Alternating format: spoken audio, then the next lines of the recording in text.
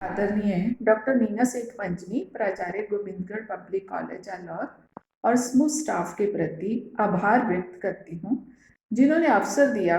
सुनो कहानी नारी की जुबानी में इस कड़ी में प्रस्तुत कर रही हूँ। नारी मानसिकता को व्यक्त करती मनु भंडारी जी की कहानी अकेली। सोमा भुआ बुढ़िया है, सोमा भुआ परित्यक्ता है, सोमा भुआ अकेली है। सोमा भुआ का जवान बेटा क्या जाता रहा, उनकी अपनी जवानी चली गई। पति को पुत्र वियोग का ऐसा सदमा लगा कि वे पत्नी घर बार तज कर तीर्थवासी हुए।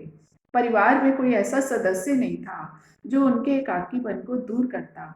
पिछले 20 वर्षों से उनके जीवन की इस एक रास्ता में किसी प्रकार का कोई व्यवधान उपस्थित नहीं हुआ, कोई परिवर्तन नहीं आया।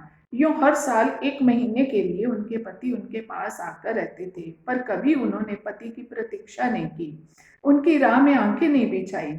जब तक पति रहते उनका मन और भी मुरझाया हुआ रहता, क्योंकि पति के स्नेहहीन व्यवहार का अंकुश उनके रोजमर्रा के जीवन की आबाद गति से बहती स्वच्छंद धारा को कुंठित कर देता। उस समय उनका घूमना फिरना मिलना जुलना बंद हो जाता और सन्यासी जी महाराज से ये भी नहीं होता कि 2 मीठे बोल बोलकर सोमा बुआ को एक ऐसा संबल ही पकड़ा दे जिसका आसरा लेकर वह उनके वियोग के 11 महीने काट दे। इस स्थिति में बुआ को अपनी जिंदगी पास पड़ोस वालों के भरोसे ही काटनी पड़ती थी। किसी के घर मुंडन हो, छठी हो, जनेऊ हो, शादी हो या कभी बुआ पहुंच जाती, फिर छाती फाड़कर काम करती मानो वे दूसरे के घर में नहीं अपने ही घर में काम कर रही हो। आजकल सोमा बुआ के पति आए हुए हैं और अभी अभी कुछ कहा सुनी होकर चुकी है। बुआ आंगन में बैठी धूप खा रही थी, पास रखी कटोरी से तेल लेकर हाथों में मल रही थी, बड़बड़ा रही थी। इस 1 महीने में अन्य अवयवों के शिथिल हो जाने के कारण उनकी जीभ ही सबसे अधिक सजीव और सक्रिय हो उठती है। तभी हाथ में एक फटी साड़ी और पापड़ लेकर ऊपर से राधा भाभी उतरी। क्या हो गया बुआ, क्यों बड़बड़ा रही हो? फिर सन्यासी जी महाराज ने कुछ कह दिया।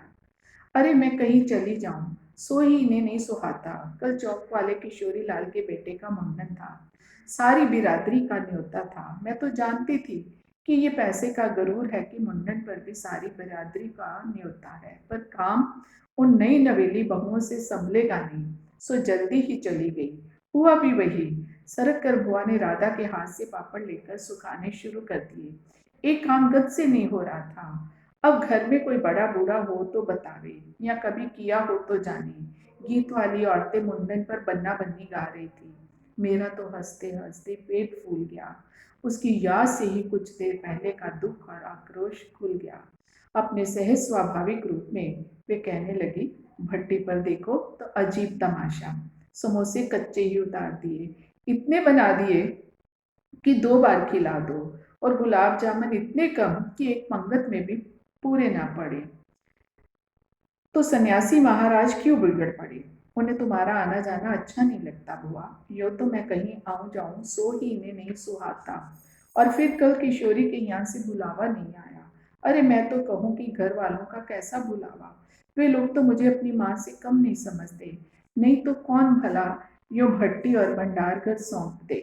सुनने को तो सुनती हूँ, मन तो दुखता ही है कि 1 महीने को आते हैं तो भी कभी मीठे बोल नहीं बोलते। मेरा आना जाना इन्हें सुहाता नहीं। सो तू ही बता राधा, ये तो साल में 11 महीने हरिद्वार रहती हैं, इन्हें तो नाते रिश्तेदारी से कुछ लेना देना नहीं, पर मुझे तो सबसे निभाना पड़ता है।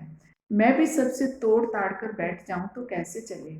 मैं तो इनसे कहती हूँ कि जब पल्ला पकड़ा है तो अंत समय में भी साथ ही रखो। सो तो इनसे नहीं होता, सारा धर्म कर्म ये ही लूटेंगे, सारा जस ये ही बटोरेंगे, और मैं अकेली पड़ी पड़ी यहाँ इनके नाम को रोया करूं। उस पर भी कहीं आऊं जाऊं तो इनसे बर्दाश्त नहीं होता। कोई सप्ताह भर बाद बुआ बड़े प्रसन्न मन से आई और सन्यासी जी से बोली, सुनते हो देवर जी के ससुराल वालों की किसी लड़की का संबंध भगीरथी जी के यहाँ हुआ है। वे सब लोग यहीं आकर ब्याह कर रहे हैं।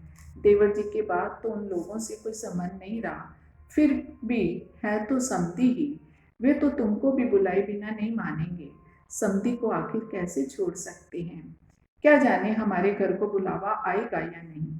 देवर जी को मरे 25 बरस हो गए हैं। उसके बाद से तो कोई संबंध ही नहीं रखा। रखे भी कौन? ये काम तो मर्दों का होता है। मैं तो मर्द वाली होकर भी बेमर्द ही हूँ।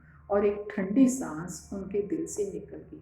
अरे वाह बुआ, तुम्हारा नाम कैसे नहीं हो सकता। तुम तो समधिन ठहरी। संबंध में ना रहे कोई रिश्ता थोड़े ही टूट जाता है। दाल पीसती हुई घर की बड़ी बहू बोली। है बुआ, नाम है। मैं तो सारी लिस्ट देख कर आई हूँ। विधवा ननद बोली। बैठी बैठे एक कदम आगे सरक कर बुआ ने बड़े उत्साह से पूछा, तू अपनी आंखों से देख कर आई है ना? नाम तो होना ही चाहिए, पर मैंने सोचा कि क्या जाने आजकल की फैशन में पुराने संबंधियों को बुलाना हो या ना हो। मैं तो कुछ भी नहीं समझू रही। जो कुछ पास है तुझे लाकर दे देती हूँ। जो तू ठीक समझे ले आना। बस भत नहीं उड़नी चाहिए। अच्छा देखूं पहले कि रुपए कितने हैं। और वे डगमगाते कदमों से नीचे आई। 2-3 कपड़ों की गठरियां हटाकर एक छोटा बॉक्स निकाला, उसका ताला खोला, इधर उधर करके एक छोटी सी डिबिया निकाली, बड़े जतन से उसे खोला। उसमें 7 रुपए और कुछ रेजगारी पड़ी थी। एक अंगूठी। बुआ का अनुमान था कि रुपए कुछ ज्यादा होंगे, पर जब 7 ही रुपए निकले तो सोच में पड़ गई। रही समधियों के घर में इतने रुपयों से तो बिंदी भी नहीं लगेगी। उनकी नजर अंगूठी पर गई, जो उनके मृत पुत्र की एकमात्र निशानी थी। बड़े बड़े आर्थिक संकटों के समय भी वे अंगूठी का मोह नहीं छोड़ सकी थी। आज भी एक बार उसे उठाते समय उनका दिल धड़क गया। फिर भी उन्होंने 5 रुपए और एक अंगूठी आंचल से बांध ली, बॉक्स को बंद किया और फिर ऊपर को चली गई। पर इस बार उनके मन का उत्साह कुछ ठंडा पड़ गया था। पैरों की गति शिथिल हुई। राधा के पास जाकर बोली, रुपए तो नहीं निकले बहू। आए भी कहाँ से? मेरे कौन कमाने वाला बेटा है?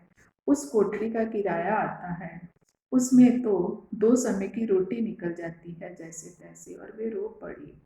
नहीं रे राधा, समधियों का मामला ठहरा। 25 बरस हो गए, वे भी नहीं भूले, और मैं खाली हाथ जाऊं? नहीं नहीं, इससे तो मैं ना जाऊं तो ही अच्छा है। तो जाओ ही मत। चलो छुट्टी हुई।